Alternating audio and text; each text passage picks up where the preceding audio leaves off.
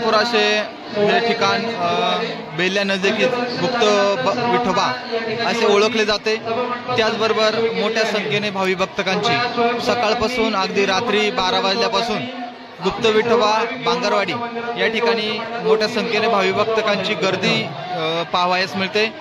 सकाळचा अभिषेक असेल, माजी आमदार शरदादा सोनवणे असतील, विद्यमान आमदार अतुल शेठ बेंडके असतील, विद्यमान खासदार व माझे आजी सर्वच पदाधिकारी या ठिकाणी येत असतात, भेट देत असतात।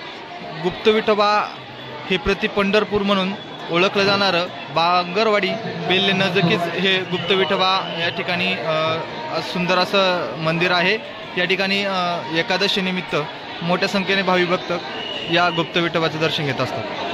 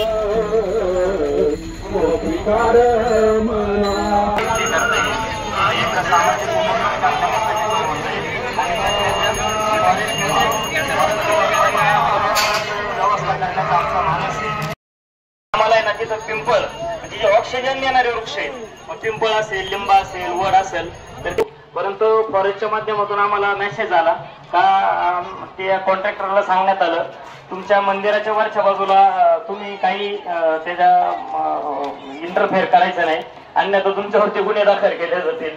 आम्ही घाबरलो साहेब, ते सोडून दिलं। मग इकडे आम्ही खाली करून टाकलं, म्हटलं ठीक आहे। अन्नधान्याचा प्रश्न असतो साहेब। या बांगरवाडी विभागामध्ये आहे ना मोरांची संख्या खूप आहे साहेब, काही हजारोच मोर आहे।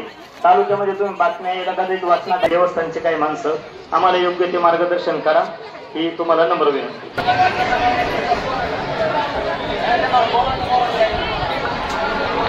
सभा मंडपातून बाहेर पडताना एक सिंगल लाईन करा, कृपया सिंगल लाईन करा फक्त।